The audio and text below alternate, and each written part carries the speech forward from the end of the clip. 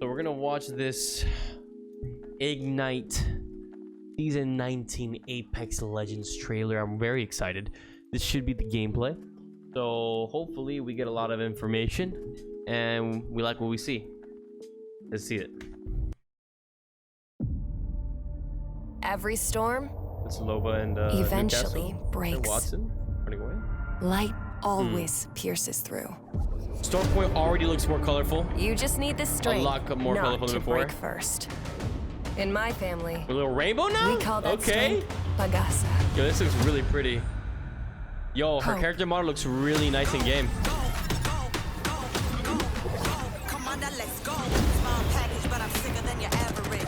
Interesting running animation. Little two-piece. He's just like, he's just vibing out when she's running. Alright. Can we see some abilities? Okay, save your speed. She gets a little speed boost like we said in the leaks. Okay. Shields amped. Can't knock Use one us personal down. shields there. Okay. Whoa, someone get the party started. Yeah, don't go. This whole fight was your idea. Kobe. Sorry about this. Gotta up our stats. This is the ult, alright. Okay, so it gets them stuck. For the viewers Oh, at they get home, knocked. It feels Interesting. as cool as it looks. New POIs as we saw in the leaks. Okay. This looks great, bro. This looks amazing. I love Storm Point, dude. This looks really, really fun. Yes. Cross progression, finally. You know, I only lost all my stuff already, but it's all good. That's a dope octane skin. Like I said, light always Yo, this pierces looks through. great. Honestly, it really does look fun. These new changes look really good. It makes the map look so vibrant. Didn't hear I love often it. tell you not to Little stare at the selfie? sun. And then a fist. Ooh. That was hot. That was hot. That was dope. That was dope. We like that. I'm excited. October 31st. I can't wait. Let's do it. I'm so excited for that. All right. So let's check out some patch notes. I did kind of get spoilers a little bit on Twitter, but we're going to check these out real quick. So Storm Point map update. Okay. So Storm Point is a map that is loved in a competitive community for this one particular placing and hype. Okay. So as we see here, they added just about 6 new POIs. They reduced the overall map size to improve mid-game pacing. That's interesting. Yeah, I know that some people didn't like Storm Point because they felt like the map was too big and at times felt kind of dead. They removed the southern coastline and the northern mountainous areas, making the zones more attractive for early combat and reduce the overall distance between squads. That's interesting. That sounds good. Reduce the friction of central point rotations with CETO station replacing Prowler Island and a rework of Prowler-less Forbidden Zone rotations through the center of the map. So I'm assuming it just means that like there should theoretically be less third parties from what I'm understanding. Maybe I'm reading that wrong. Maybe I'm an idiot, but that's kind of how I understand reduced friction of central rotations. This is the new, Watson's pylon, which we saw some of this in the thing, this looks great. This looks amazing. I love the way that looks. It reminds me kind of a location on Broken Moon. I don't remember the POIs of Broken Moon, but like the names of them. But that looks good. This looks interesting. I wonder if that's gonna have some form of trial like situation there, but it doesn't look like it. Forbidden Zone, this looks clean. I like the way that looks. Little bit of a small POI. Doesn't seem like there's be a lot of, there's like 1, 2, 3 buildings here. I'm assuming over here there's like a station right here, and there's probably some stuff over here, and I wonder if there's like a bottom section underground maybe, and then a couple pills over here. And there's also that jump tower stuff over here. They reworked lightning rod, so you see, look how colorful. Look at the difference in color, bro. Look at this. Look at that. That looks fucking gorgeous, dude. See, like it was all kind of dull looking a little bit. Now it's like very vibrant. So it looks like they pushed in lightning rod. They definitely pushed it. You see the buildings out here, and then like now that same mountain range right here kind of been pushed in. You see that? Some energy towers here that wasn't there before. Ooh, okay. It looks kind of like a darkish atmosphere there, you know what I'm saying, like almost like if it was nighttime, because I guess since it's at this side of the mountain, it doesn't receive a lot of light from the sun maybe. But it looks pretty dope. One of the biggest opportunities we wanted to address was because I didn't really like lightning rod. I'm like lightning rod, I never really liked it. It was all right for me, but I would much prefer landing here. In addition to adding Zeus Station, team left that it was important to reduce the overall size of the zone and help make these POIs feel better connected to one another, which is true. There was some POIs that seemed like they were super far away. Cross progression, which we've been waiting for forever. In-game prompts to initiate progression, ranked update. See, now I did see this. So apparently promotional tiers are launching in Ignite, so prove your skill to earn. So now you have to basically complete like a trial in order to rank up. Like if you're gonna go from like, you know, gold 1 to plat 4 or diamond 1 to masters. Upon reaching the peak of a rank tier, one must complete a set of time-limited skill challenges to earn their tier promotion. Promotional trials ensure a minimum skill level for each ranked tier, which sounds good and it sounds cool in concept. I don't know about good. It sounds cool in the concept of it, but we have to see how that is once it actually is. So skydives, hollow sprays. Let's see that. Ooh, that's cool. Okay, so the patch notes. So 40% of the map is updated or changed on Storm Point. Okay, cool. Let's see. Luna's Conduit lore. Passive ability saver speed. So Conduit gets this burst of speed when she's away from her allies but still moving in their direction. This speed boost will last until she is within the range of her tactical ability. So you have to be in the range of the actual tactical itself to catch up to your teammates and get that speed boost. After that, it will be turned off, but it's active the whole time you're facing their direction, which is very important to know. This is the new map. This looks pretty dope. Very interesting, very water-esque. So we have like half the map is basically underwater and the other half is like not half, maybe like a third of the map is underwater. Very interesting. Storm Point changes. Is that all, dude? No, I could have sworn there was more to this. So we have the new POI called, okay, so we have Devastated Coast, Pylon, which looks cool, which we saw already. Zeus's Station, which we saw on the other side next to Lightning Rod, looks awesome. What is this? This is called Seto Station. Looks pretty cool. That's the one that we kind of saw already. This one looks interesting. This looks interesting. Echo HQ, and then lastly, this is just the Storm Point White Shot, which looks, you see, it's so colorful. It looks dope with the rainbow and everything. We're on Rainbow Road on some Mario Kart. I'm sorry, I'm about to sneeze. But I saw there was patch notes, bro. There was like patch notes. Let's look up really quick. Apex Legends patch Apex Legends patch notes season 19. Right here, weapon changes. We are not doing that right now.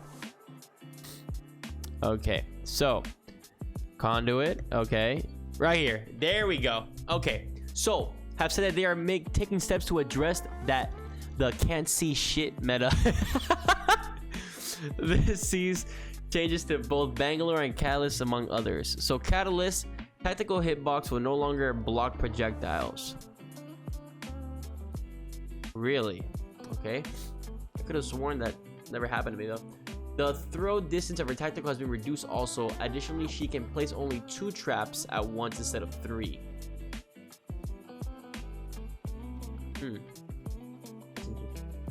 But I get it. She can blockade doors and she can lay down traps.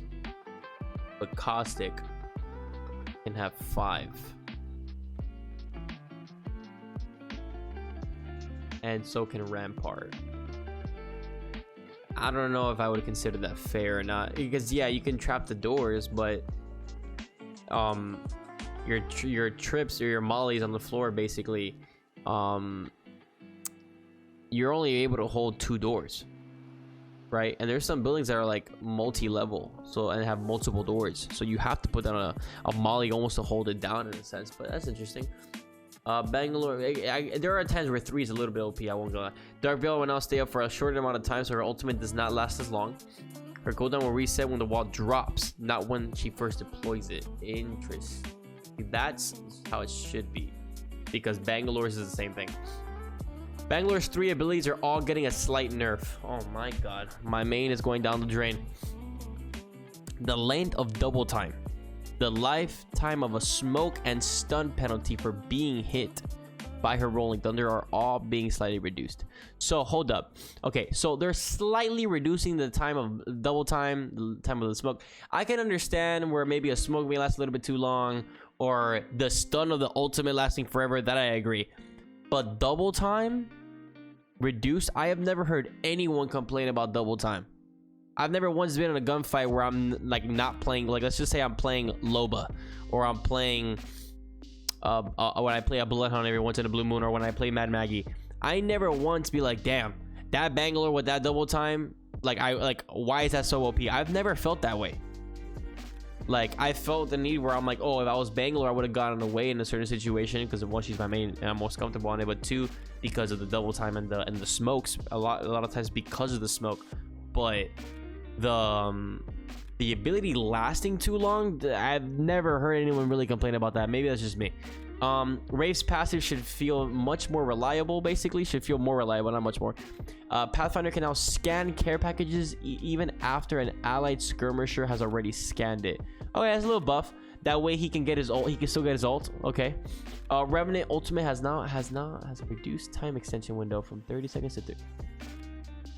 Wait, what? Ultimate now has time extension from 30 seconds to 3 seconds. Does that mean you're only given 3 seconds to down someone in order to extend your ultimate? That's interesting. Alright, Revenant mains now are gonna be pissed. Vantage will now have an extra bullet in her ultimate, which will now hold up to 6, which is good, because her ult, dude, like sometimes it takes literally, like if they don't have, like, I started using Vantage just to mess around, and like I'm pretty good with the sniper, but sometimes I'm not gonna lie to you, like having only 5 bullets isn't really the greatest thing, because sometimes if they have a shield that isn't gray, as in a napkin, like it takes like 3 shots just to down someone sometimes. So like if they're full health, so like you kind of need that. Newcastle's castle wall is getting an improvement in max leap height and reduced recovery time after landing. That's great. The leap height for, you know, better repositioning, that's good and all, but it's the reduced recovery time after landing.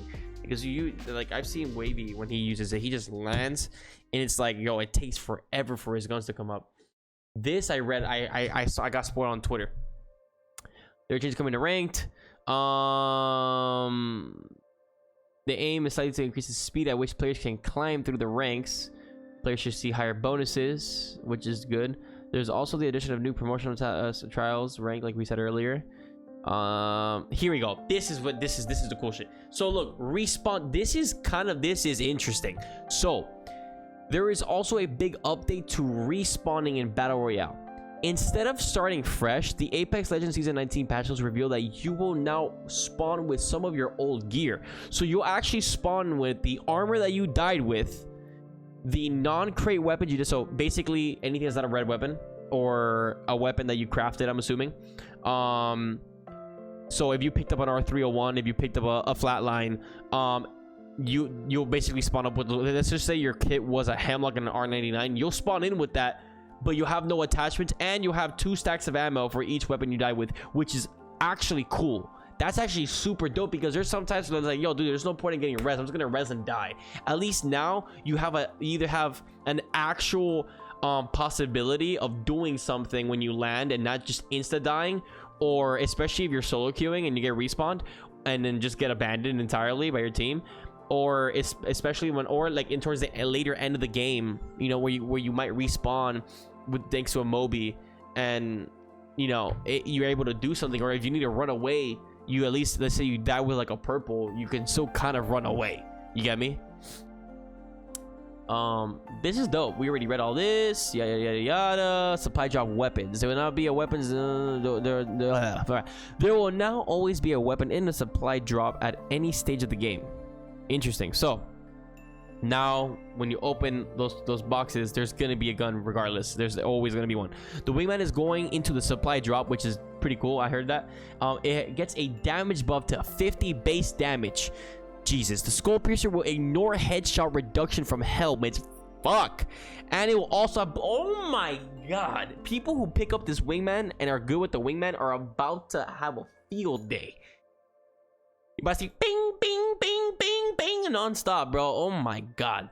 The L-Star is back on the floor and it has been nerfed, but will be stronger than what it was last on the floor. That's good. Crafting rotation. The R845 and the R3030 are back on the ground loot. Thank god. R301 and Volt will be in crafting rotation. The Volt. Why? I love the Volt. Digi will no longer ever be in crafting. Thank god. And I know why this is happening. I know exactly why this is happening. That's thanks to It's Timmy.